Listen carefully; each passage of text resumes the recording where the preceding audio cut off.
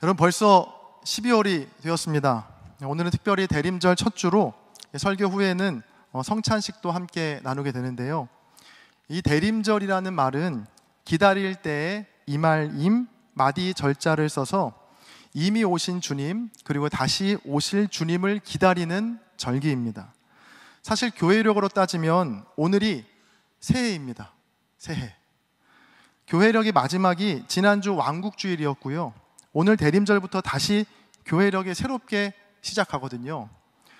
교회력의 첫 시작이 이 대림절부터 시작한다는 것을 통해서 저는 그리스도인이 누구인가를 잘 보여주고 있다고 생각합니다. 그건 우리 모두는 바로 기다리는 사람들이라는 겁니다.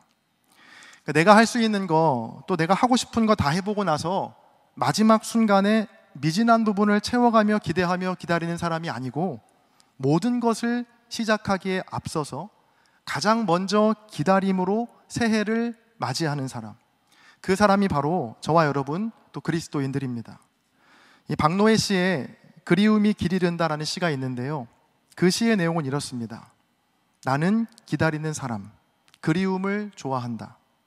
나는 그리움에 지치지 않는 사람, 너에게 사무치는 걸 좋아한다. 기다림이 지켜간다. 그리움이 걸어간다. 이 소란하고 쓸쓸한 지구에 그대가 있어주는 것만으로도 눈물 나는 내 사랑은 그리움이 가득하여 나 어디에도 가지 않았다. 치열한 그리움 속에 너를 담고 텅 빈 기다림으로 나를 지켰다. 나는 그리운 것을 그리워하기 위해 그리움을 사수하고 있다. 기다림이 걸어간다. 그리움이 길이 된다. 참 아름다운 시죠. 여러분, 저와 여러분은 무엇보다 기다리는 사람들이라는 것을 꼭 기억하시기 바랍니다. 바로 주님을 기다리는 사람들입니다. 자, 누군가를 기다리고 또 그리워한다는 것 참 아름답고 또 귀한 일입니다. 자, 그런데 이러한 기다림과 그리움 그 자체보다 훨씬 더 중요한 것이 있는데요, 그건 내가 기다리고 그리워하는 대상이 누구인지 아는 일입니다. 여러분, 군대에 가보신 분들은 공감하실지 모르겠는데, 군대에 가면 훈련소에서 가장 많이 듣는 말 중에 하나가 대기라는 말이 있습니다. 네. 뭐만 하면 대기하라고 하거든요. 지금은 조금 달라졌을지 모르겠지만 제가 군대 생활할 때만 해도 훈련소에 가면 대기, 대기, 이런 대기라는 말을 하루에도 수십 번씩 들었습니다. 왜 기다리는지, 누구를 기다리는지, 언제까지 기다리는지 설명해 주지 않고요, 그냥 무조건 대기라고만 하거든요. 자, 이렇게 아무것도 모르는 상태로 그냥 무작정 그 자리에 대기하고 있는 겁니다. 여러분, 이러한 대기는 우리가 고백하는 기다림과는 결이 많이 다르겠죠. 대림절을 맞아서 제가 어떤 말씀을 나눠야 할까 참 많은 고민과 기도를 하다가 오늘 본문 이사야서에 있는 이 4편의 종의 노래를 나누기로 결심했습니다. 우리는 바로 그냥 대기하는 사람들이 아니고 기다리는 사람들이거든요. 그래서 우리가 기다리는 주님이 도대체 어떤 분이신지를 이 4번에 걸쳐서 여러분과 함께 말씀을 나누고자 합니다. 아마 이 4번을 다 마치면 2025년 1월 5일 주일에 이 4번째 말씀을 나누게 될 것 같은데요, 그래서 더 의미 있는 것 같습니다. 이 교회력으로 새해인 오늘 시작해서 또 우리 달력으로 새해인 1월 5일에 맞춰지는 이 4번의 시간을 통해서 여러분, 주님이 어떤 분이신지 말씀을 통해 깨닫고 2025년 새해를 주님을 기다리며 맞이하는 저와 여러분 모두가 되기를 간절히 바랍니다. 자, 오늘은 그중 4편의 종의 노래 중에 이 첫 번째 종의 노래입니다. 자, 본문 1절을 같이 한번 읽어보겠습니다. 함께 읽습니다. 시작. 내가 붙드는 나의 종, 내 마음에 기뻐하는 자, 곧 내가 택한 사람을 보라. 내가 나의 영을 그에게 주었은즉 그가 이방의 정의를 베풀리라. 아멘. 하나님께서 이사야 선지자를 통해 말씀하시죠. 내가 붙드는 나의 종, 내 마음에 기뻐하는 자, 곧 내가 택한 사람을 보라. 여기에 나오는 이 종은요, 바로 메시아, 즉 예수 그리스도를 가리키는데요, 그 종이 하는 일이 무엇인지 오늘 말씀에 반복적으로 등장하는 단어 하나가 있습니다. 혹시 눈치채셨나요? 바로 정의라는 단어입니다.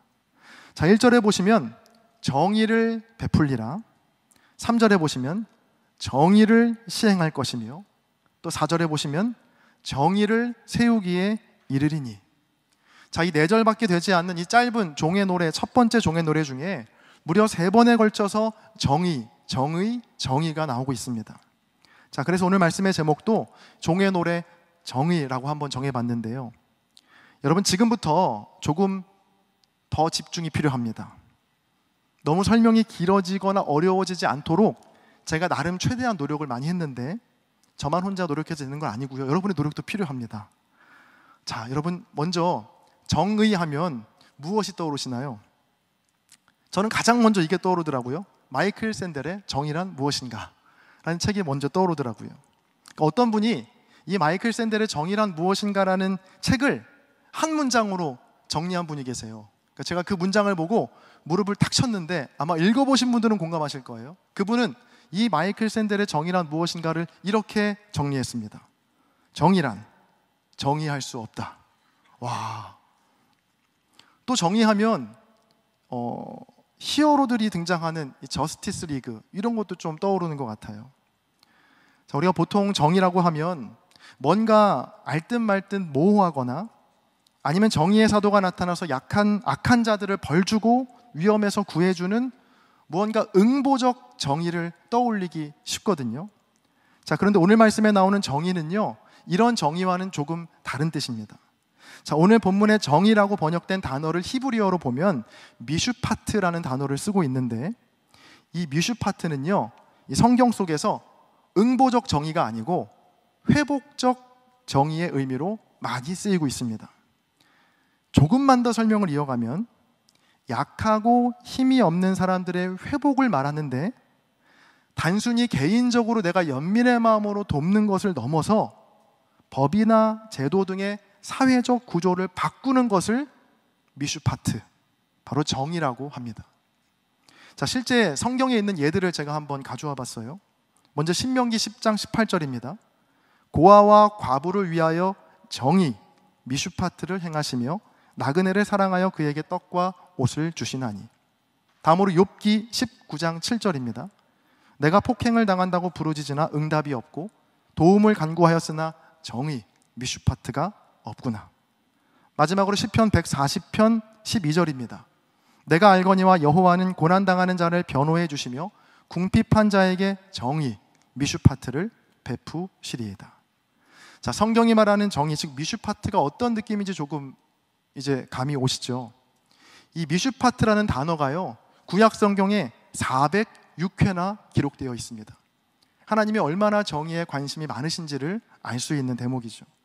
오늘 본문에서도 여호와의 종이 정의, 즉 미슈파트를 베풀 것이라고 말하는데, 자, 여기에서 중요한 건 그 정의를 베푸는 대상이 참 놀랍고 신기합니다. 1절에 보시면 바로 이방의 정의를 베풀리라 라고 나오거든요. 자, 여기에서 한번 우리는 놀라야 합니다. 이 회복적 정의를 베풀 대상이 이방인이라니. 자, 여기에서 왜 예수님 당시에 유대 지도자들과 예수님이 그렇게 끊임없이 부딪혔는지 그 이유가 밝혀집니다.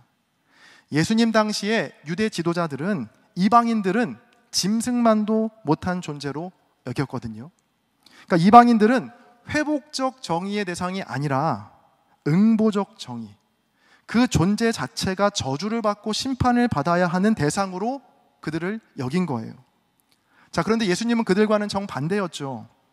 당시 이방인이라 불리던 사마리아인을 찾아가서 예수님은 그들을 치유하시고 회복시키셨거든요. 2주 전에 이 추수감사절 설교에서 여러분, 고침받은 10명의 나병 환자 중에 유일하게 예수님께 돌아온 한 명의 나병 환자, 그 사람이 바로 사마리아 사람, 이방인이었거든요. 누가복음 17장 16절과 18절을 한번 보세요. 예수의 발 아래에 엎드려 감사하니 그는 사마리아 사람이라. 이 이방인 외에는 하나님께 영광을 돌리러 돌아온 자가 없느냐 하시고.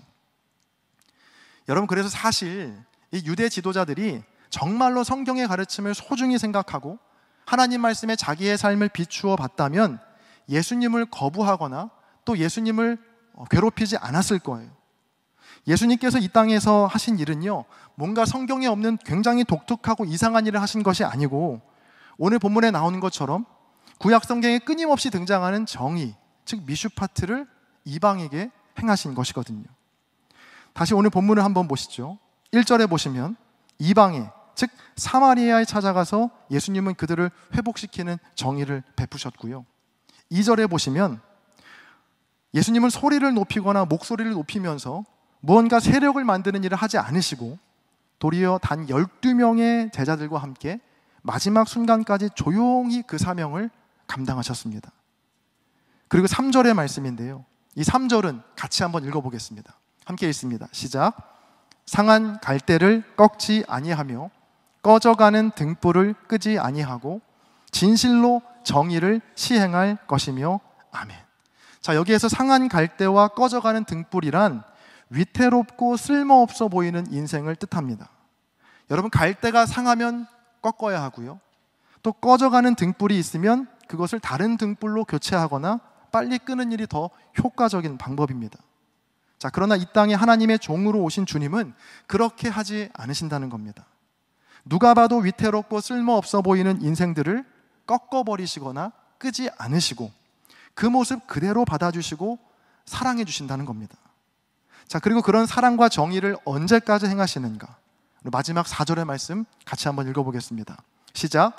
그는 쇠하지 아니하며 낙담하지 아니하고 세상에 정의를 세우기에 이르리니 섬들이 그 교훈을 앙망하리라. 아멘. 같은 본문을 공동번역 성경은 이렇게 옮기고 있습니다. 그는 기가 꺾여 용기를 잃는 일 없이 끝까지 바른 인생길을 세상에 펴리라. 이러한 예수님의 사랑과 정의는요, 죽음 앞에서도 꺾이지 않았거든요. 십자가의 죽으심 앞에서도 주님은 용기를 잃지 않으시고 마침내 모든 인생들을 위해서 죽으시고 다시 사심으로 온 세상에 정의를 베푸셨습니다. 그것이 바로 우리가 믿고 기다리는 예수 그리스도입니다. 여러분, 이러한 주님을 기다리고 또 우리의 삶도 이런 주님의 모습을 닮아서 우리 삶 가운데 하나님의 종된 삶을 살아야 할 줄로 믿습니다. 제가 한 책에서 재미있는 글을 읽었는데요, 대한민국이 평등사회라는 겁니다. 동의하십니까? 평등사회? 자, 그런데 여기에서 말하는 평등사회는요, 우리가 생각하는 그 평평할 평의 무리등자가 아니고 바로 집의 평수와 그리고 등수를 뜻한다고 합니다. 자, 평등사회는 곧 평수, 등수, 사회라는 겁니다. 자, 그거를 읽는 즉시 고개가 끄덕여졌습니다. 어떤 사람을 판단하는 기준이 평수와 등수라는 겁니다. 집이 몇 평인지 그리고 등수가 몇 등인지에 따라 그 사람을 다르게 대한다는 겁니다. 한 사람 한 사람을 하나님의 형상인 것만으로 그 가치와 존엄을 지켜주는 것이 아니라 그 사람이 살고 있는 집의 평수와 그 사람이 몇 등을 했냐에 따라 그 사람을 대하는 눈빛과 태도가 달라진다라는 것이죠. 자, 사실 이러한 일들은요, 오늘 갑자기 일어난 건 아니었고 사실 예수님 시대 때도 똑같았습니다. 그러니까 물론 그때는 지금처럼 평수와 등수로 사람을 가르진 않았고 그것이 질병과 핏줄 그리고 가난으로 이름이 바뀌어서 나타났죠. 예수님 당시에 병에 걸리면 하나님께 저주를 받은 것이니 격리하고 분리시켰고요, 또 이방인의 핏줄로 태어나면 그는 짐승만도 못한 존재라고 업신여겼습니다. 또 그가 가난하게 살면 그도 역시 하나님의 벌을 받은 것이라고 생각하면서 그를 함부로 대했죠. 여러분, 그러한 시대 속에서 주님이 하신 일이 무엇이었죠? 바로 병에 걸린 자들, 이방인과 가난한 자들을 찾아가셔서 그들을 만지시고 치유하신 정의를 베푸신 겁니다. 요한복음 11장에 보면 주님은 병에 걸린 자에게 이 병이 하나님의 영광을 위함이라고 놀라운 말씀을 전해주시고, 누가복음 6장에 보시면 가난한 자들에게는 그 가난이 하나님의 벌 때문이 아니고 하나님 나라가 도리어 너희에게 임했다, 그것이 복이다 라고 말씀하시거든요. 인문학자이자 작가인 김경집 교수는 그의 책에서 이렇게 말했습니다. 조금 내용이 길지만 중요하기 때문에 제가 한번 읽어보겠습니다. 한번 잘 들어보세요. 대림절은 단순히 예수님의 탄생을 기다리는 시간이 아니다. 다시는 예수님의 탄생을 외면하거나 모르고 지나가는 어리석음을 되풀이하지 않기 위한 자각과 성찰의 시간이다. 적어도 그 시간만이라도 정신을 똑바로 차리고 세상을 올바른 시선으로 바라보아야 할 기회다. 예수님의 탄생은 2000여 년 전 베들레헴에서만 일어난 이례적 사건이 아니다. 언제고 예수님은 세상에 태어나신다. 처음에 마구간에서 태어나신 것처럼 세상의 가장 가난하고 힘없는 곳으로 찾아오신다. 연례 행사처럼 성탄절 즈음만 불우이웃을 찾아 마음을 전하는 것에 그칠 것이 아니다. 그런 이들이 살아가는 조건을 개선해야 하고 사회의 구조적 모순을 바로 잡아야 한다. 우리의 탐욕을 거두고 불의에 눈 감는 비겁을 버려야 가능한 일이다. 여러분, 대림절 첫 주를 맞이해서 이사야서에 기록된 첫 번째 종의 노래를 함께 살펴봤습니다. 하나님의 종으로 이 땅에 오신 예수님은 예언의 말씀 그대로 상한 갈대와 꺼져가는 등불과 같은 인생을 소중히 여기시면서 죄인이라 불리던 이방인과 병들고 가난한 자들에게 정의를 베푸셨습니다. 그들을 다르게 대하지 않으시고 한 명 한 명 하나님의 형상으로 똑같이 존귀하게 대하셨다는 겁니다. 여러분, 오늘 우리가 그리고 지금 내가 기다리는 주님은 어떤 주님이십니까? 혹시 뭐 정의와 공의 그런 건 모르겠고 그저 내 집에 평수를 늘려주고 내 등수를 높여주기만을 바라는 마음이 혹 있었다면 여러분, 그건 주님을 기다리는 것이 아니고 그저 언젠가 로또처럼 찾아올 부귀와 성공을 위해 하염없이 대기하고 있는 것일 뿐임을 여러분 꼭 기억하시기를 바랍니다. 이 기다림의 절기인 대림절에 이방인에게 정의를 베푸시는 주님, 상한 갈대와 꺼져가는 심지를 소중히 여겨주시는 정의의 주님, 여러분 그러한 주님을 기다리시고 또 그 주님을 닮아서 이 땅에 하나님의 정의를 세워가는 저와 여러분 모두가 되시기를 주님의 이름으로 간절히 축원합니다. 여러분, 종의 노래 두 번째 시간입니다. 2주 전에 제가 대림절을 시작하면서 그리스도인이란 기다리는 사람들이다 라고 말씀드린 바 있는데요, 바로 2000년 전 아기의 모습으로 이 땅에 오셨고 또 부활 승천하신 후에 다시 오시겠다고 약속하신 그 주님을 기다리는 사람들이 바로 우리 그리스도인들입니다. 자, 그래서 보통 대림절이라고 하면 아마 예수님의 탄생을 다룬 설교를 많이 들어오셨을 겁니다. 저도 그런 설교를 많이 해왔는데요, 올해 대림절에는 어떤 말씀을 전해야 할까 많이 고민하다가 결정한 본문이 바로 이사야서였습니다. 제가 대림절에 굳이 이 구약의 예언서의 말씀인 이사야서를 선택한 이유는요, 기다리는 행위보다 기다리는 대상이 누구인지 확실히 아는 것이 훨씬 더 중요하겠다라는 생각 때문이었습니다. 예수님을 어떻게 하면 잘 기다릴까? 또 어떻게 하면 이 대림절을 잘 보낼 수 있을까? 이러한 질문도 참 중요하죠. 자, 그런데 그런 기다림의 행위보다 훨씬 더 중요한 것이 바로 내가 기다리는 대상이 누구인가를 확실히 아는 일입니다. 만약 우리가 이 일을 중요하게 생각하지 않는다면 2000년 전에 있었던 바리새인과 서기관들이 예수님께 행했던 잘못을 똑같이 반복하게 될 것이거든요. 정말 무서운 일이죠. 여러분, 2000년 전에 당시 바리새인과 서기관들이 얼마나 메시아를 고대하고 기대했을까요?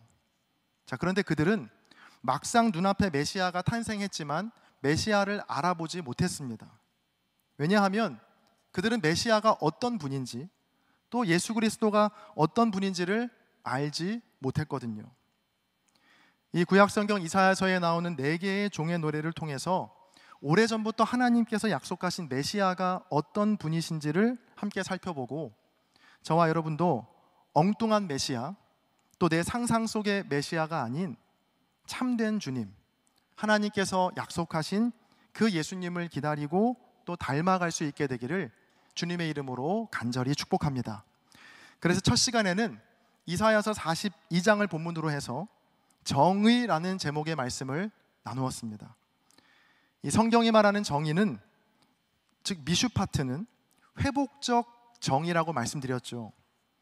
여호와의 종, 즉 메시아는 그 회복적 정의를 이방에 베푸시는데 상한 갈대를 꺾지 않으시고 꺼져가는 등불을 끄지 않는 사랑으로 행하신다 라고 2주 전에 말씀을 나누었습니다. 그리고 오늘은 두 번째 시간으로요, 빛에 대한 말씀을 함께 나눌 텐데요, 먼저 오늘 본문 6절의 말씀을 같이 한번 읽어보겠습니다.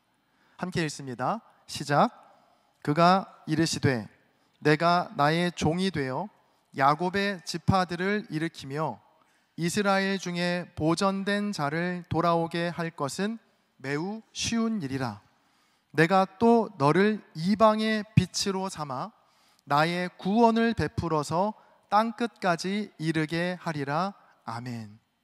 자, 하나님께서는 여호와의 종을 향해서 내가 너를 이방의 빛으로 삼겠다라고 말씀하십니다.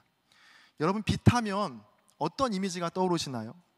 저마다 조금씩 다르겠지만 저 같은 경우에는 뭔가 화려하고 찬란하고 반짝이고 뭔가 멀리까지 뻗어나가는 이미지가 생각납니다.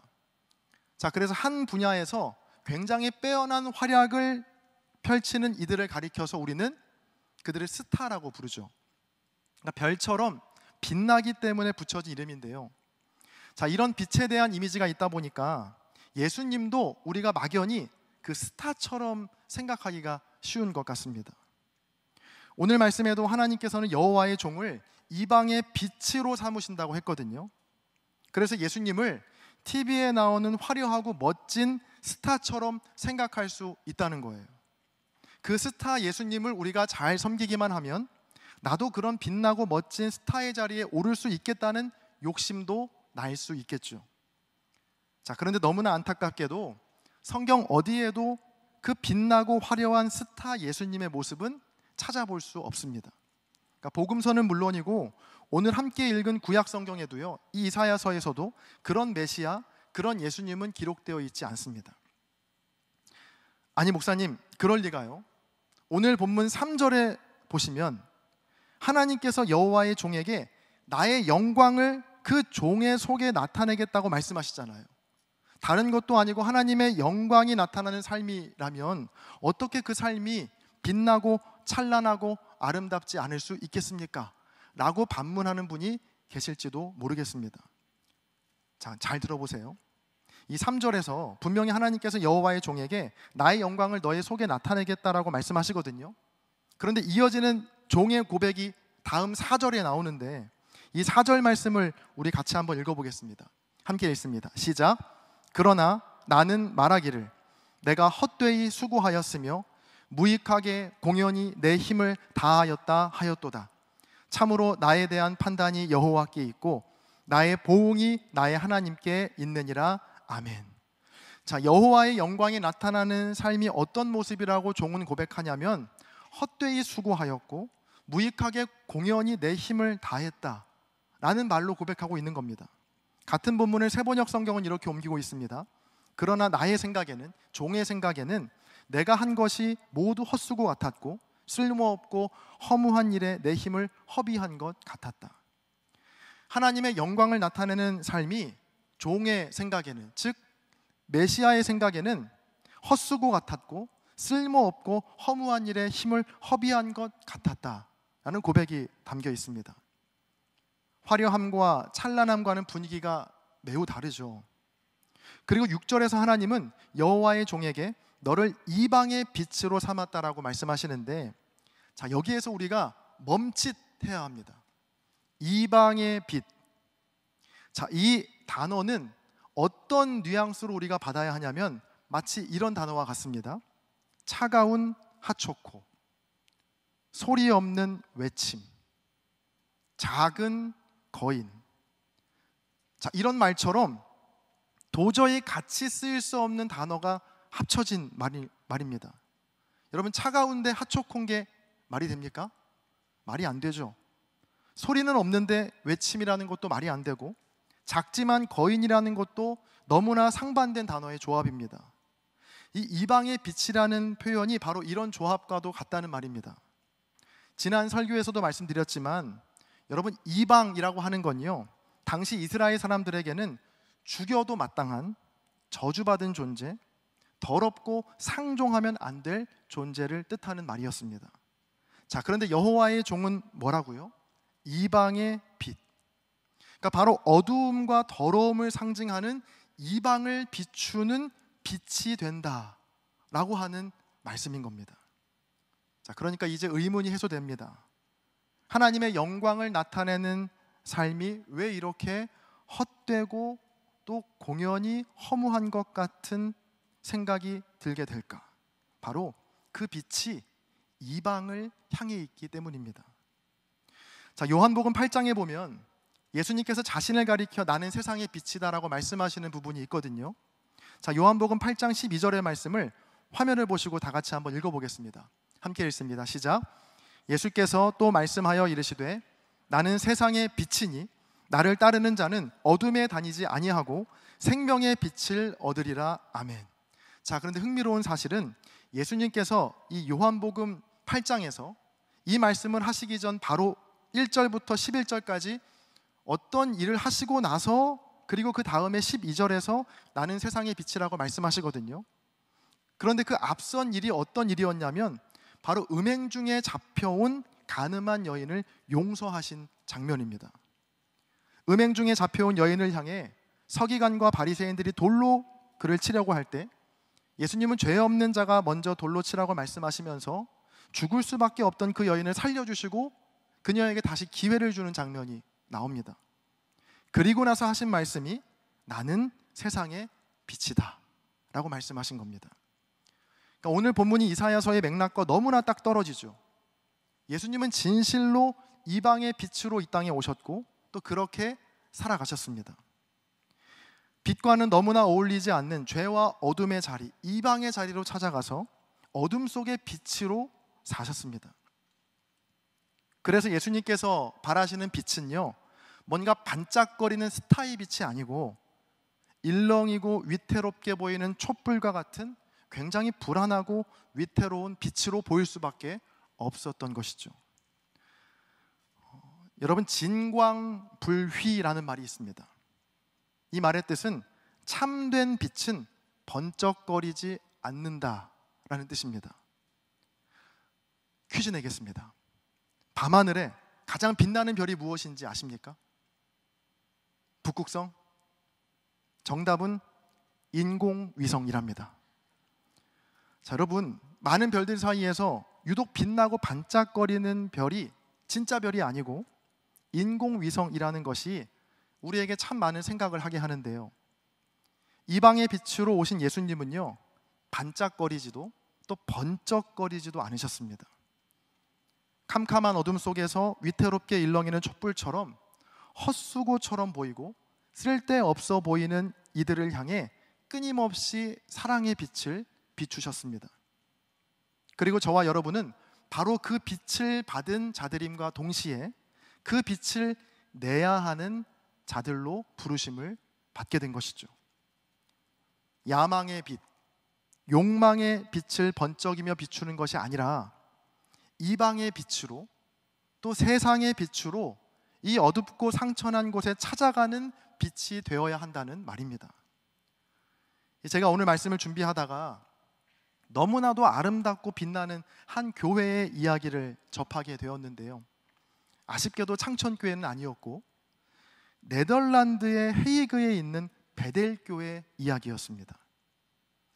이 네덜란드에 있는 이 베델교회는요, 2018년 10월 26일 오후 1시 30분부터 그때부터 무려 2327시간 동안 단 1초도 쉬지 않고 예배를 계속 드렸습니다.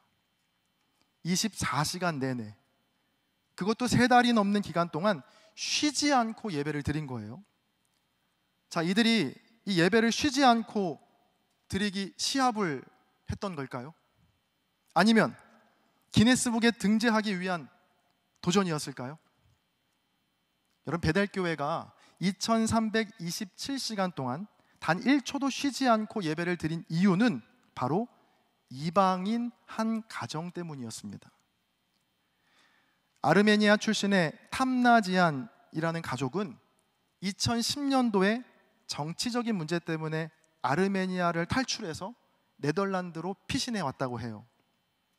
그렇게 네덜란드에서 임시 거주 허가를 받고 6년이 넘도록 영주권을 얻기 위해 애를 썼지만 최종적인 소송에서 지게 돼서 이제 본국으로 아르메니아로 추방 명령을 받게 된 겁니다. 자, 그런데 문제는 3명의 아이가 있는 이 탐나지한 가족이 아르메니아로 다시 돌아가게 되면 정치범으로 몰리게 돼서 처벌 혹은 처형을 피할 수 없는 상황이 되었던 겁니다. 자, 그래서 이 탐나지한 가족은 네덜란드 헤이그에 있는 그 베델교회로 피신을 하게 됩니다.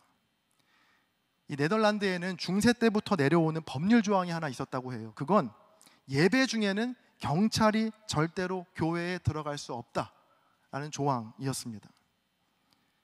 이 베델교회는 고심 끝에 그 낯선 이방인인 탐나지한 가족을 품기로 결의합니다. 그렇게 2018년 10월 26일 오후 1시 30분부터 오직 한 가정을 위한 예배가 그때부터 시작이 된 겁니다. 교회 내부적으로는 예배가 단 1초도 멈추지 않도록 24시간 예배를 진행했고, 또 교회 외부적으로는 정부의 추방 철회를 요청했습니다. 자, 그러나 정부의 입장은 강경했습니다. 자, 이 소식을 들은 네덜란드 전역의 목회자와 성도들이 그 베델교회로 모여들기 시작했습니다. 네덜란드뿐 아니라 유럽의 다른 나라에서 온 목회자를 포함한 20개 교파의 550여 명의 목회자가 돌아가면서 예배를 인도했고, 심지어 교회를 다니지 않는 이들도 소식을 듣고 함께 그 예배의 자리를 지켰다고 합니다. 이렇게 예배가 장기간 지속되니까 학교에 가지 못하게 된 탐나지안의 세 자녀를 위해서 자원봉사자들이 교육봉사를 교회 내에서 이어갔고요. 그렇게 예배를 시작한 지 96일이 지난 2019년 1월 30일 네덜란드 정부가 추방 절차를 중단하고 이 탐나지안 가족처럼 아이들과 함께 추방을 당해야 했던 그 절차 중에 있었던 다른 700가정에 대해서도 다시 재심사를 하겠다는 것으로 96일간 이어졌던 연속 예배가 멈추게 됩니다. 이 당시 이 기사를 보면 그 당시 개신교 목사협회 대표였던 테오 헤테마 목사님의 인터뷰가 실려 있거든요. 그 인터뷰 내용의 한 줄의 기사를 제가 읽어드릴게요. 이렇게 말했습니다. 낯선 이에게 문을 열고 환대한다는 교회 본연의 임무에 충실하기 위해 이 같은 결정을 내렸다. 저는 이 한 주 내내 이 기사가 얼마나 제 마음에 위로가 되었는지 모릅니다. 교회가 세상의 희망이고 세상의 빛이라는 그 말이 공허한 외침이 아닌 진실한 울림으로 제게 다가왔기 때문입니다. 여러분, 벌써 뒤에 보시는 기다림의 초가 이제 3번째 불을 밝혔습니다. 이번 한 주간에 이방의 빛으로 이 땅에 오신 그 주님을 기다리고 또 그 빛으로 살겠다는 다짐이 저와 여러분에게도 동일하게 있기를 간절히 소망합니다. 기억하십시오. 진광불휘. 여러분, 참된 빛은 휘황찬란하지도 번쩍거리지도 않아서 그 빛을 품고 산다는 것이 때론 허무하고 쓸데없어 보일지 모르지만 그 빛은 진실로 참 빛이어서 마침내 이 세상을 바꿀 수 있는 놀라운 능력이 되는 줄로 믿습니다. 어느 시인이 밤하늘에 떠있는 새벽별에 대해 이런 멋진 말을 남겼더라고요. 그 시인은 말합니다. 새벽별은 가장 먼저 뜨는 찬란한 별이 아니라 뭇별들이 지쳐 돌아간 뒤에도 가장 나중까지 어둠 속에 남아있는 바보 같은 별이다. 너무 멋져서 한 번 더 읽어드리겠습니다. 새벽별은 가장 먼저 뜨는 찬란한 별이 아니라 뭇별들이 지쳐 돌아간 뒤에도 가장 나중까지 어둠 속에 남아있는 바보 같은 별이다. 그 새벽별만이 진정으로 앞서가는 희망의 별이다라고 시인은 말합니다.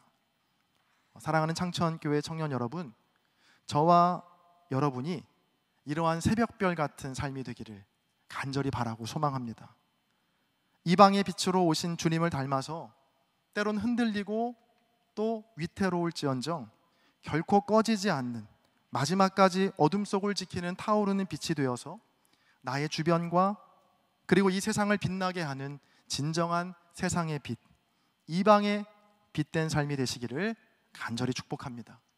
마지막으로 요한복음 1장 1절부터 5절까지의 말씀을 화면을 보시면서 우리 다 함께 크게 한번 읽고 오늘 말씀을 정리하겠습니다. 함께 읽습니다. 시작. 태초에 말씀이 계시니라. 이 말씀이 하나님과 함께 계셨으니 이 말씀은 곧 하나님이시라. 그가 태초에 하나님과 함께 계셨고 만물이 그로 말미암아 지은 바 되었으니 지은 것이 하나도 그가 없이는 된 것이 없느니라. 그 안에 생명이 있었으니 이 생명은 사람들의 빛이라. 빛이 어둠에 빛이 돼 어둠이 깨닫지 못하더라. 아멘. 이 5절 말씀을 공동번역 성경은 이렇게 옮기고 있어요. 그 빛이 어둠 속에서 비치고 있다. 그러나 어둠이 빛을 이겨본 적이 없다. 마지막 말씀에 주목하세요. 그러나 어둠이 빛을 결코 이겨본 적이 없다. 이 말씀 마음에 새기시면서 언제 어디서든 그 빛 대신 주님과 함께 어둠 속을 향해서 담대히 발걸음을 내어딛는 빛나는 인생 다 되시기를 주님의 이름으로 간절히 축원합니다. 제가 기도하겠습니다. 빛 대신 주님, 이방의 빛으로 오신 주님을 믿고 그 주님을 사랑한다 말하지만 욕망과 허영의 빛만을 쫓으며 살아온 지난 삶을 고백합니다. 이 시간 이방의 빛으로 오신 그 주님을 우리 마음에 모시어 2000년 전 예수님을 알아보지 못했던 실수를 반복하지 않게 하여 주옵소서. 앞이 잘 보이지 않는 답답한 어둠 속을 거니는 듯 하지만 어둠은 결코 빛을 이겨본 적이 없기에 그 빛 마음에 품어 어두운 세상 가운데로 담대히 나아가는 우리 모두가 되게 하여 주옵소서. 감사드리며 빛으로 오신 우리 주 예수 그리스도의 이름으로 기도합니다. 아멘. 자, 종의 노래 세 번째 시간입니다. 대림절 시작하면서 주님을 기다리는 일도 참 중요하지만 내가 기다리는 주님이 어떤 분인지 아는 일이 훨씬 더 중요하다라고 말씀드렸는데요. 자, 그래서 우리는 이사야서에 나오는 종의 노래를 통해서 메시아가 어떤 분이신지, 주님이 어떤 분이신지를 계속해서 살펴보고 있습니다. 종의 노래의 주인공인 이 종은 바로 이스라엘 사람들이 그토록 고대하던 메시아, 바로 예수 그리스도이시거든요. 우리 첫 번째 시간에는 정의라는 제목의 말씀 나누면서 메시아가 베푸시는 정의는 회복적 정의로서 다름 아닌 저주의 대상이었던 이방에 대해서 정의를 베푸시는 분이시다라고 말씀 나누었고요. 그리고 두 번째 시간에는 빛이라는 제목으로 메시아는 이방의 빛이시다라는 말씀 함께 나누었습니다. 자, 이 이방의 빛이시다라는 이 말이 얼마나 말이 안 되는 말이냐면 마치 아이스 핫초코, 작은 거인과도 같은 말이어서 절대 함께 쓸 수 없는 단어의 조합이라고 제가 말씀드린 바 있습니다. 어두움과 더러움의 상징인 이방의 빛으로 오신 주님, 자, 그분이 바로 저와 여러분이 믿는 예수 그리스도라고 함께 말씀을 나누었습니다. 자, 오늘은 세 번째 시간으로요, 지혜라는 제목의 말씀을 나눌 텐데, 자, 먼저 여러분은 지혜라고 하면 어떤 이미지가 떠오르시나요? 높은 지능, 뛰어난 지성, 그리고 빠르고 정확한 판단력 등을 떠올릴 수 있을 것 같아요. 저도 오늘 설교를 준비하다가 처음 알게 된 사실인데, 여러분, 인류 역사상 가장 높은 IQ를 기록한 사람이 현재 우리나라에 살고 있다는 사실 알고 계셨나요? 바로 89년생 김영훈 씨인데요.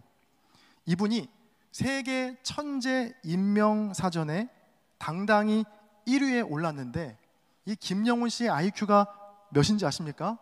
276이라고 합니다. 재밌는 건 이분이 연세대학교 신학과 출신으로 지금 교회의 전도사 사역을 하고 있다는 거예요. 순간 우리 교회 전도사님이 아니어서 참 다행이다 싶었습니다. 만약 이렇게 지혜를 뭔가 IQ나 지능의 정도로만 여긴다면 이 중에 누가 지혜가 있다라고 말할 수 있는 사람이 있겠습니까? 없겠죠. 자, 그런데 성경에서 말하는 지혜는요, 다행스럽게도 이러한 지능이나 IQ와는 다릅니다. 자, 오늘 본문을 보면 성경이 말하는 지혜가 무엇인지, 또 메시아에게 주신 지혜가 무엇인지를 알 수 있는데, 오늘 본문에서 이 종은 하나님께서 자기에게 주신 지혜에 대해서 이렇게 설명합니다. 우리 본문 4절의 말씀을 같이 한번 읽어보겠습니다. 함께 읽습니다. 시작. 주 여호와께서 학자들의 혀를 내게 주사 나로 곤고한 자를 말로 어떻게 도와줄 줄을 알게 하시고 아침마다 깨우치시되 나의 귀를 깨우치사 학자들 같이 알아듣게 하시도다. 아멘. 하나님께서 종에게 지혜를 주셔서 학자들처럼 말하고 학자들처럼 듣게 하셨다라는 고백인데, 자, 여기에서 한 가지 짚고 넘어가야 할 것은 바로 학자에 대한 정의입니다. 이 학자라는 단어가 주는 이미지가 있는데, 대개는 박사 가운을 입고 수염도 좀 길게 기르고 뭔가 범접할 수 없는 대가를 떠올리곤 합니다. 그러니까 더 이상 배울 게 없고 수많은 제자들을 거느리는 큰 스승처럼 떠올리기 쉽거든요. 자, 그런데 오늘 본문에 나오는 이 학자라는 말은요, 전혀 그런 뜻이 아닙니다. 이 히브리어 리무딤이라는 말을 학자라고 번역한 건데, 이 리무딤이라는 단어의 뜻은요, 바로 배우는, 또 제자된 이라는 뜻이 담겨 있거든요. 자, 그래서 어떤 성경에는 이 학자라는 말에 각주를 달아놓고 제자들, 가르침을 받는 자들이라고 기록되어 있습니다. 자, 그래서 4절의 말씀을 좀 더 이 원어의 뜻에 맞게 풀어보면, 하나님께서 여호와의 종에게 제자의 혀와 제자의 귀를 주셨다는 겁니다. 하나님께서 여호와의 종, 즉 예수 그리스도에게 제자의 혀와 제자의 귀를 주신 이유가 4절에 나와 있는데, 4절 말씀 한 번 더 같이 읽어보겠습니다. 함께 읽습니다. 시작. 주 여호와께서 학자 제자들의 혀를 내게 주사 나로 곤고한 자를 말로 어떻게 도와줄 줄을 알게 하시고 아침마다 깨우치시되 나의 귀를 깨우치사 학자 제자들 같이 알아듣게 하시도다. 아멘. 자, 개인적으로 이 4절 말씀은 제가 공동번역 성경 버전을 참 좋아하는데, 그 공동번역 성경을 제가 읽어드릴게요. 주 야훼께서 나에게 말솜씨를 익혀주시며 고달픈 자를 격려할 줄 알게 다정한 말을 가르쳐 주신다. 아침마다 내 귀를 일깨워 주시어 배우는 마음으로 듣게 하신다. 여러분, 제자의 혀의 역할이 무엇입니까? 바로 고달픈 자를 격려하는 다정한 말이 바로 제자의 혀의 역할이고, 제자의 귀는 늘 배우는 마음으로 그들의 목소리를 듣는 것이 제자의 귀의 역할이다라는 겁니다. 자, 오늘로 세 번째 종의 노래인데요, 이 메시아의 노래이기도 한 이 종의 노래는 일관된 특징을 갖고 있습니다. 정의와 빛과 지혜가 향하는 곳이 다 이방이었습니다. 비록 오늘 본문에서는 이방이라는 단어가 직접적으로 나오진 않지만 하나님께서 주시는 지혜가 향하는 곳이 바로 곤고한 자, 또 고달픈 자라고 쓰여 있거든요. 하나님의 관심, 그리고 여호와의 종인 예수님의 관심이 어디를 향하고 있는지 줄기차게 종의 노래에서는 반복적으로 너무나 확실하게 우리에게 알려주고 있는 겁니다. 여러분, 그래서 지혜란 다른 게 지혜가 아닙니다. 곤고하고 고달픈 자들을 격려하는 다정한 말을 건네는 것, 그것이 바로 하나님께서 부어주시는 지혜의 역할인 것이죠. 자, 그런데 이 지혜는요, 즉 학자의 혀는 어느 순간 깨달아지거나 어느 순간 생겨나는 것이 아닙니다.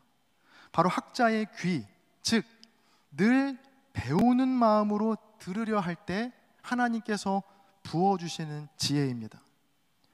자, 그런데 아주 중요한 사실이 하나 있습니다. 그건 학자, 즉 우리가 제자가 되어서 늘 배우려 하지 않으면 우리는 절대로 곤고하고 고달픈 자들을 격려하는 다정한 말을 건넬 수 없다라는 겁니다.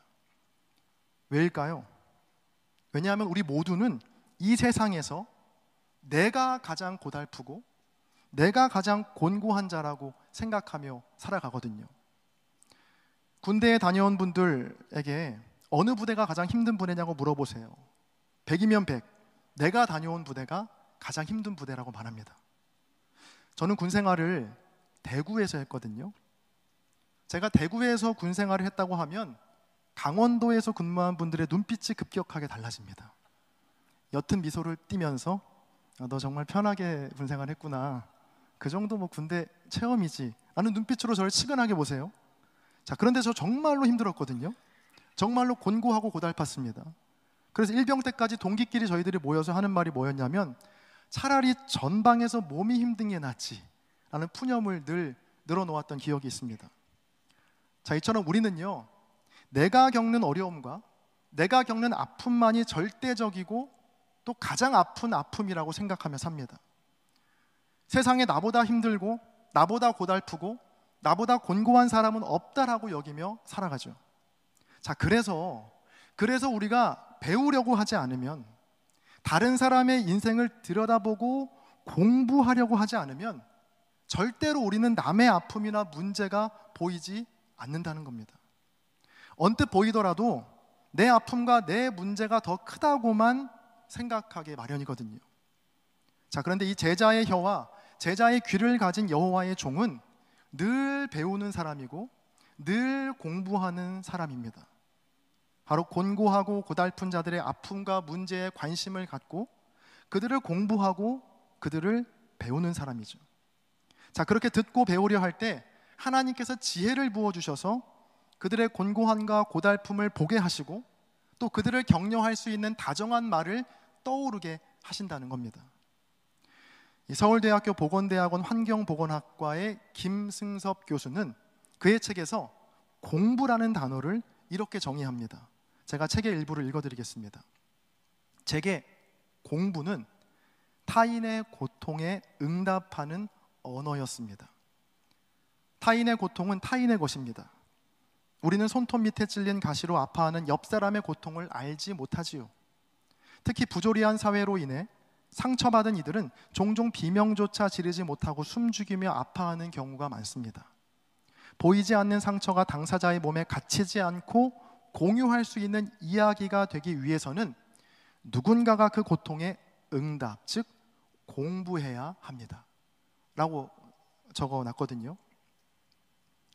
이 타인의 고통은 오롯이 타인의 것이죠.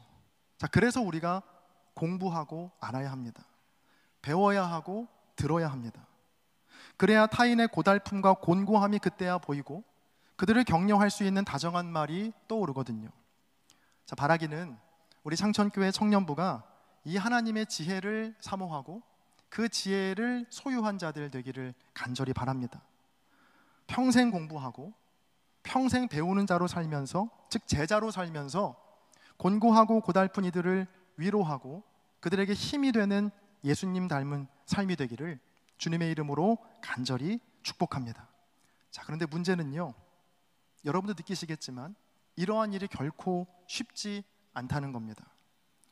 자, 곤고하고 고달픈 이들의 삶에 관심을 갖고 공부하고 그들을 격려하다 보면 도리어 내가 곤고하고 내가 고달픈 상황에 놓일 때가 많거든요. 오늘 6절에서도요, 나를 때리는 자도 생기고 나의 수염을 뽑고 뺨을 때리고 모욕과 침을 뱉는 일이 생긴다라고 나오죠. 이 모든 일이 배우지 않았으면 겪지 않아도 될 일이라는 겁니다. 자, 공부하고 듣고 배우게 되자 생기게 된 일인 겁니다.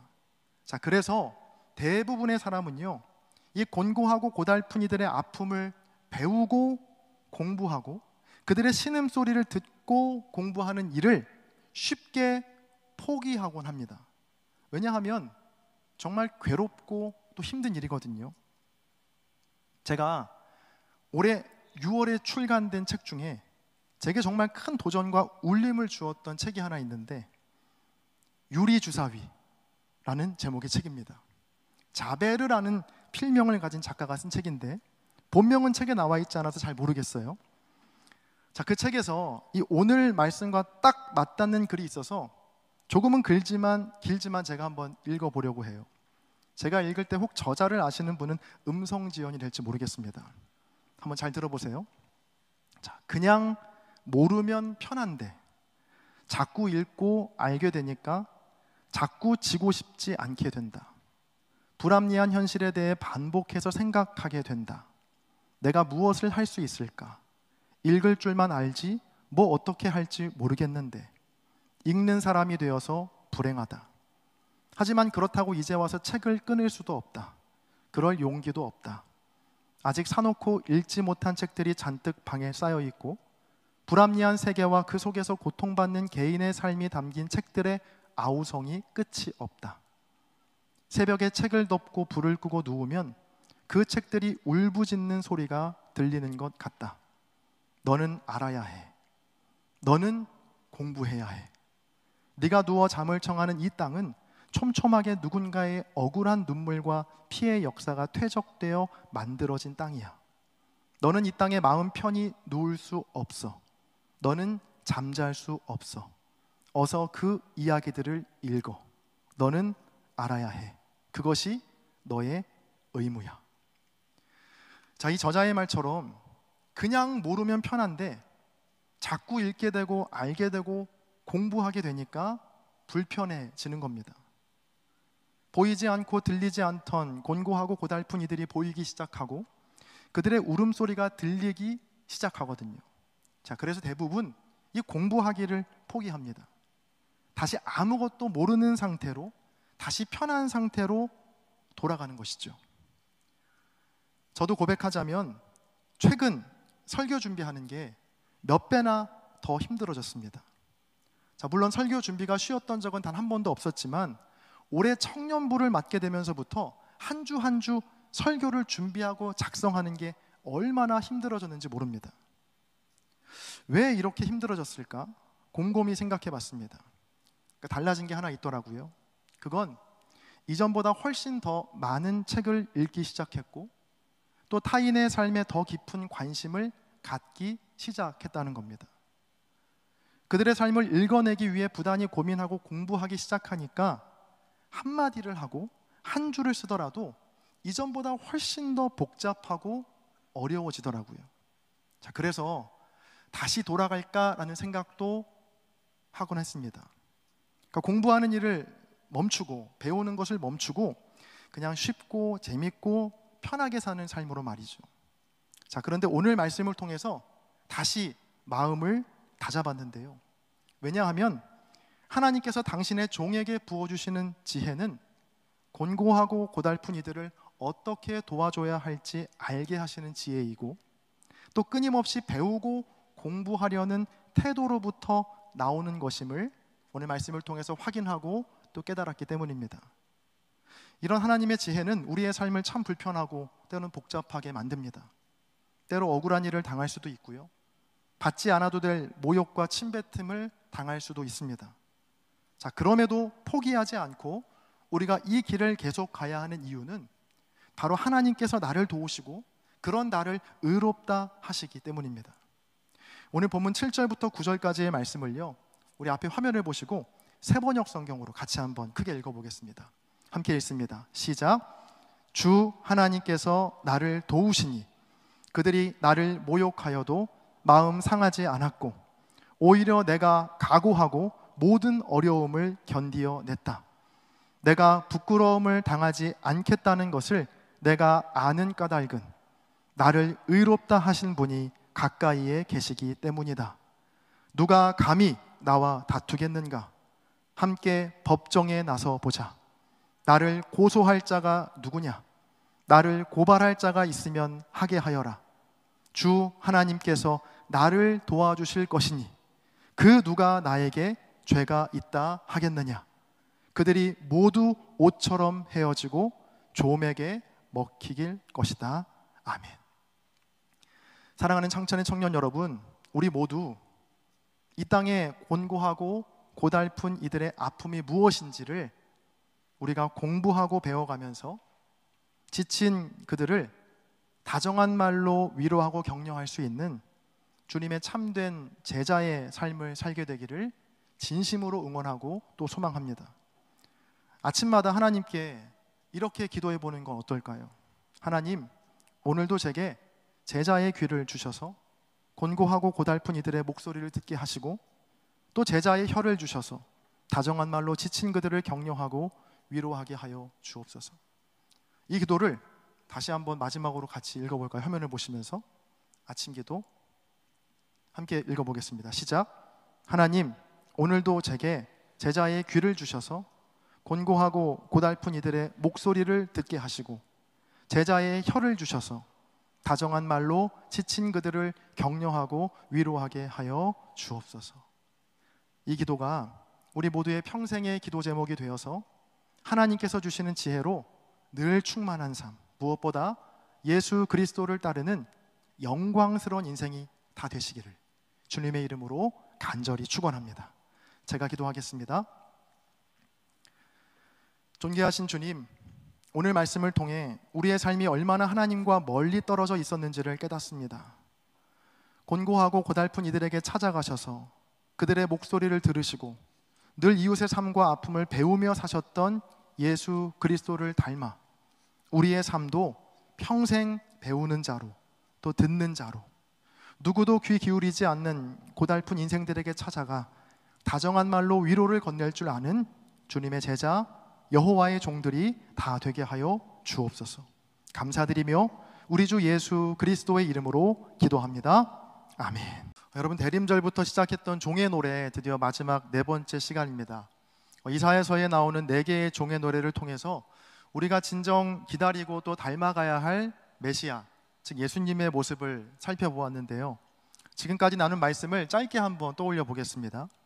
먼저 첫 번째로 이사야 42장을 본문으로 정의라는 제목의 말씀을 나누었습니다.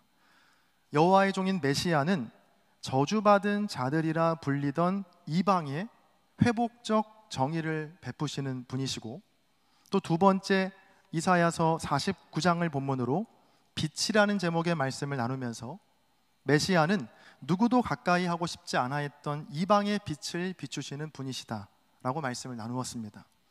자, 그래서 이 메시아가 비추는 빛은 마치 새벽별 같아서 가장 나중까지 어둠 속에 남아있는 바보 같은 별과 같다라는 말씀 나눈 기억이 있습니다.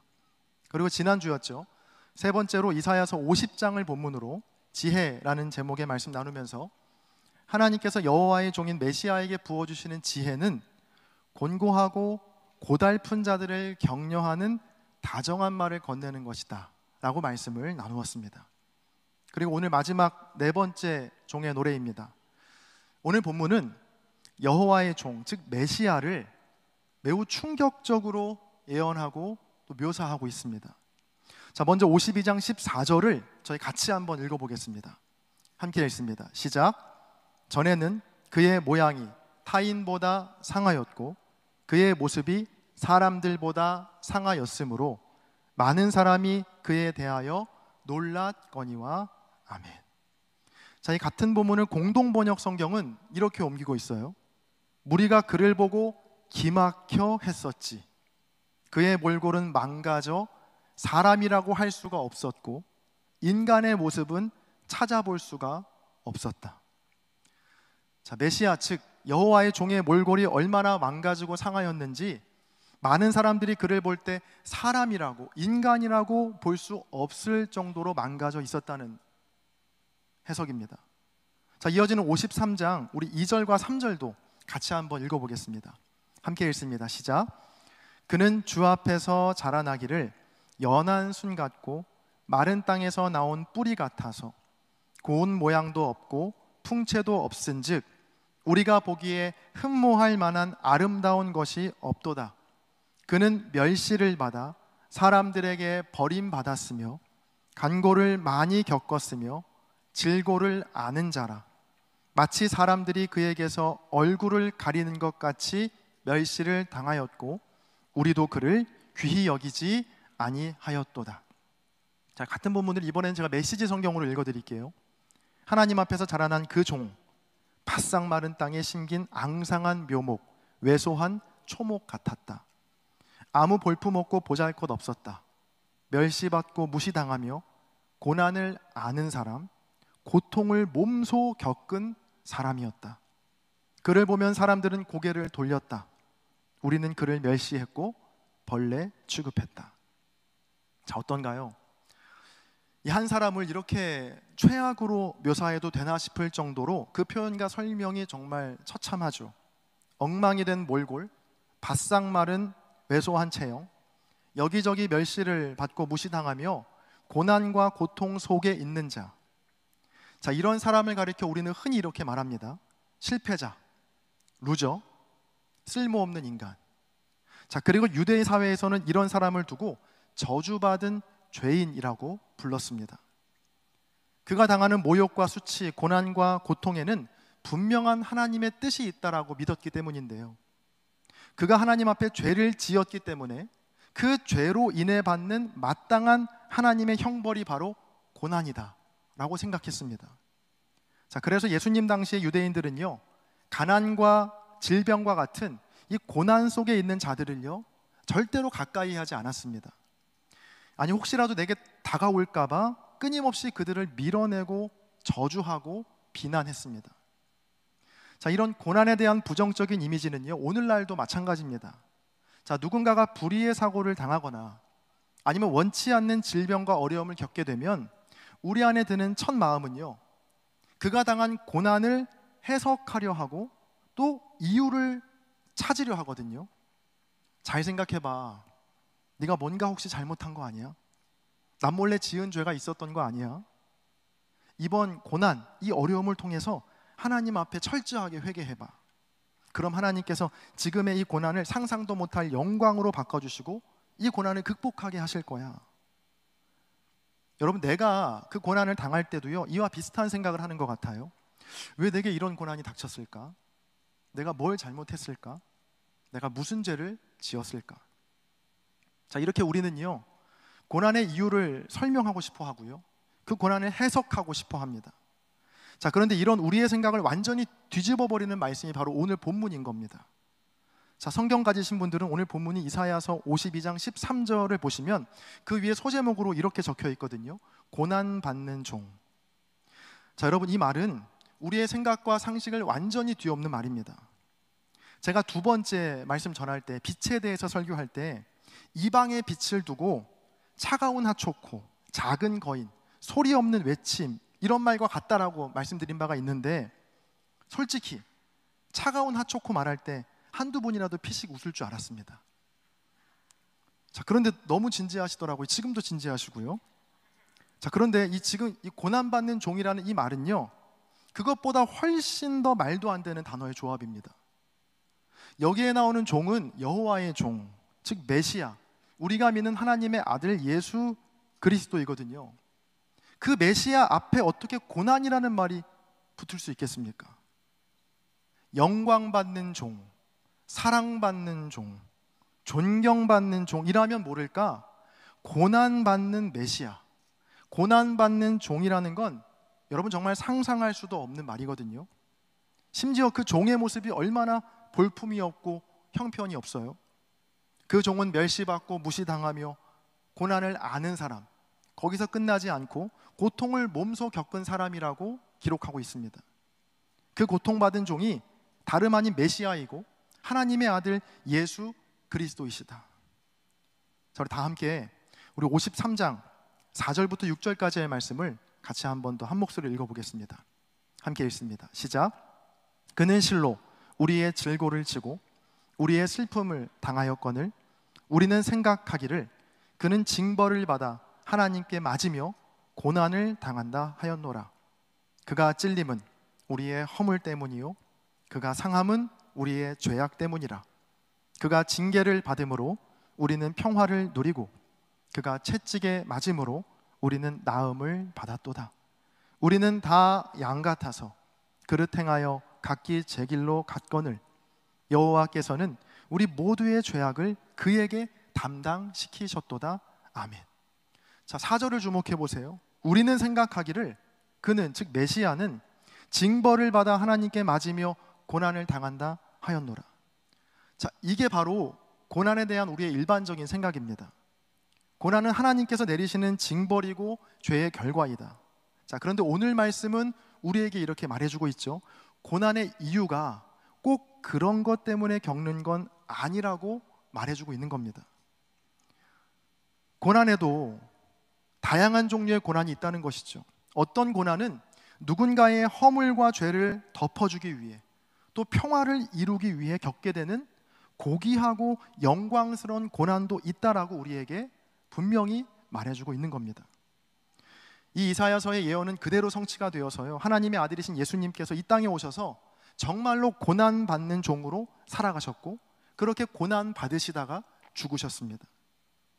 주님의 고난을 보고 당시 많은 사람들은요, 그가 하나님의 징벌 때문에 맞으며 고난을 당한다라고 조롱하고 또 비난했지만, 여러분, 주님께서 당하신 고난은 다름 아닌 우리의 허물과 우리의 죄악 때문에 받으신 영광스러운 고난이었다라는 것이 바로 오늘 말씀의 주요 메시지이죠. 여러분, 그래서요, 예수님은요 단지 고난받는 자를 도우시는 분이 아니셨습니다. 친히 고난받는 자가 되셔서 고난은 하나님의 형벌 때문이라는 기존의 생각을 주님이 완전히 뒤엎으신 것입니다. 또 잠깐 주님은 고난을 받고 손쉽게 그 고난을 극복하신 것도 아니었어요. 도리어 고난 속으로 계속해서 들어가셔서 마지막 순간까지 고난당하신 분이 바로 예수 그리스도이십니다. 여호와의 종인 메시아가 이 땅에서 고난을 받으셨다. 여러분, 그래서 누군가의 고난을 두고 우리는 절대로 함부로 말해서는 안 됩니다. 또 내가 고난을 겪을 때에도 쉽게 자책하거나 비관해서도 안 됩니다. 왜냐하면 그 고난이 누군가의 질고와 아픔, 또 이 땅의 부조리로 인해 겪는 주님이 받으셨던 영광스러운 고난, 또 복된 고난일 수 있기 때문입니다. 김영복 목사님의 책에서 이런 글귀를 읽은 적이 있는데요, 제가 참 위로가 되었던 말인데 이런 문장입니다. 삶은 풀어야 할 숙제가 아니라 품어야 할 신비이다. 그러니까 삶이란 건 정답을 찾고 해결하고 성취해 나가는 숙제와 같은 것이 아니라 때로는 정답을 모른 채로 가만히 품어야 할 신비와 같다라는 말인데, 고난도 마찬가지인 것 같아요. 고난은 풀어야 할 숙제가 아니라 품어야 할 신비이다. 자, 왜냐하면 그 고난이 하나님의 형벌 때문인지 아니면 영광스러운 메시아의 고난인지 누구도 알 수 없기 때문입니다. 자, 물론 우리 가운데 급히 풀어야 할 고난의 문제도 분명히 존재하겠죠. 하지만 때로는 그 고난 앞에서 얼른 빠르게 정답을 찾으려고 하기보다는 가만히 그 고난을 품으며 기다릴 줄 아는 저와 여러분 되기를 간절히 바랍니다. 지난주 주일에 아주 큰 사건이 있었죠. 전남 무안에서 일어난 여객기 사고였는데, 태국 방콕에서 출발한 비행기가 무안 국제공항에 착륙을 시도하다가 사고가 나게 된 겁니다. 탑승자 181명 중에 승무원 2명을 제외한 179명이 사망한 아주 끔찍한 사고였습니다. 그러니까 사실 지난 주일에는 주일 사역 때문에 제가 제대로 기사를 확인하지 못하다가 지난 한 주간 이런저런 기사를 접하면서 마음이 얼마나 아팠는지 모릅니다. 특히 이 사고를 당한 분들의 사연 하나하나가 제 가슴을 먹먹하게 만들었는데 아마 여러분도 같은 마음이셨을 것 같습니다. 그 희생자분들의 사연은 이렇습니다. 팔순을 맞은 노부부와 2명의 딸과 사위, 그리고 손자들을 포함한 3대로 이루어진 9명의 대가족, 또 퇴직을 1년 남긴 매우 성실했던 공무원, 또 아버지와 고등학생 2 아들이 함께한 3부자, 또 1년간의 힘겨운 암투병을 마친 어머니, 또 아들의 대학 합격을 축하하며 떠난 가족들, 또 내년이 아니라 올해죠, 그렇죠? 올해 봄 결혼을 앞둔 커플, 또 3살 아이와 첫 여행길에 오른 가족까지. 자, 무엇보다 희생자 중에 10살이 되지 않는 어린아이들이 5명이나 있다는 사실이 얼마나 마음을 아프게 했는지 모릅니다. 자, 그런데 제가 더 마음이 아프고 더 화가 났던 이유는 이 말할 수 없는 큰 고난 앞에 놓인 유족들과 이 사건을 두고 함부로 말하는 사람들 때문이었습니다. 이 고난을 하나님의 징벌이라고 해석하는 자들로부터 유족들을 향해 악의적인 비난과 모욕들을 아무렇지도 않게 배설하는 자들까지, 저는 혹시라도 그 고난 가운데 있는 유족들 중에 이 모든 일이, 이 사건이 나의 죄 때문에 벌어진 일이고 하나님의 징벌이라고 여기는 분들이 계실까 싶어서 얼마나 내내 마음이 불편하고 힘들었는지 모릅니다. 자, 그러다 오늘 말씀을 준비하면서 여호와의 종이 고난받는 자였다라는 사실이 제게 얼마나 위로가 되었고 또 안심이 되었는지 모릅니다. 여러분, 인생을 살다 보면 여러 고난을 만나게 됩니다. 그게 다른 사람의 고난일 수도 있고요, 아니면 내가 직접 겪는 고난일 수 있습니다. 살아있는 동안 우리는 반드시 고난을 겪거나 또 고난을 보게 됩니다. 그 고난의 순간에 오늘 말씀 기억하시면서 함부로 그 고난을 해석하거나 이유를 찾으려 하기보다 고난받는 종으로 이 땅에 오셔서 마지막 순간까지 고난을 피하지 않으신 주님으로 인해 여러분 넉넉히 그 고난을 잘 견딜 수 있기를 간절히 바랍니다. 아니, 그 고난을 그냥 견디는 것을 넘어서 고난이 있는 곳으로 향하는 주님의 사람, 여호와의 종들이 되기를 주의 이름으로 간절히 축복합니다. 아멘 하기가 좀 그러시죠? 이해합니다. 고난받는 곳으로 가라니, 이게 무슨 말인가? 자, 이 새해부터 이렇게 어둡고 힘든 고난의 말씀을 전하게 돼서 저도 마음이 편하진 않습니다. 솔직히 죄송한 마음도 있습니다. 다른 예배도 아니고 새해 청년부 예배라면 모름지기 파이팅이 넘치고 고난도 극복하고 깨부수고 이겨내고 새로운 일에 도전하는 뭔가 희망찬 메시지를 전해야 하는 거 아닐까 저도 많이 고민했습니다. 자, 그러나 성경을 읽으면 읽을수록 우리가 믿고 사랑하고 닮아가기를 소망하는 주님의 모습은 영광받는 종, 화이팅이 넘치는 종이 아니고 고난받는 종이시더라고요. 그래서 어쩔 수 없이 말씀을 전하게 되었습니다. 자, 그런데 여러분 잘 생각해 보면요, 진정한 파이팅과 진정한 도전 정신은 언제 생기는 줄 아십니까? 바로 고난을 두려워하지 않을 때, 고난받기를 무서워하지 않을 때 진정한 화이팅이 생기더라고요. 자, 그래서 오늘 말씀이 어떻게 보면 이 새해와 또 청년부와 가장 잘 어울리는 말씀이 될 수 있겠다는 생각을 하게 되었습니다. 진정한 파이팅과 진정한 끈기, 그리고 진정한 도전 정신은 바로 이러한 고난을 두려워하지 않을 때, 심지어 때로는 고난을 찾아갈 때 생기는 것이거든요. 이제 말씀을 정리할 텐데요, 4번에 걸쳐서 종의 노래를 살펴봤습니다. 이 종의 노래는 예수님만이 부르셔야 할 노래가 아닙니다. 바로 예수님처럼 살기를 원하는, 바로 주의 영을 받은 저와 여러분도 함께 마땅히 불러야 할 노래들입니다. 망가지고 상처난 것을 회복시키는 정의의 삶으로, 마지막까지 어둠을 비추는 이방의 빛으로, 그리고 곤고하고 고달픈 이들을 위로하는 지혜로운 인생으로, 마지막으로 고난받기를 두려워하지 않는 고난받는 종으로, 여러분 그렇게 예수님을 닮아가는, 또 아름답게 나이 들어가는 저와 여러분 모두가 되시기를 주님의 이름으로 간절히 축원합니다. 제가 기도하겠습니다.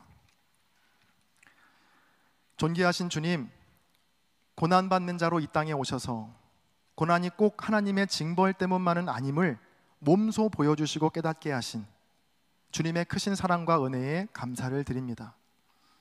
누군가의 고난과 나의 고난을 함부로 해석하려 하고 이유를 찾으려 했던 우리의 오만함과 무지함을 용서해 주시고, 고난을 두려워하지 않고 그 고난을 온몸으로 품어낼 수 있는 주님의 마음을 우리에게도 부어 주옵소서. 낮은 곳으로, 고난이 있는 곳으로 찾아갈 때 그곳에서 이미 기다리고 계신 주님을 만나는 신비가 우리 창천교회 청년 공동체 가운데 나타나게 하여 주옵소서. 감사드리며 우리 주 예수 그리스도의 이름으로 기도합니다. 아멘.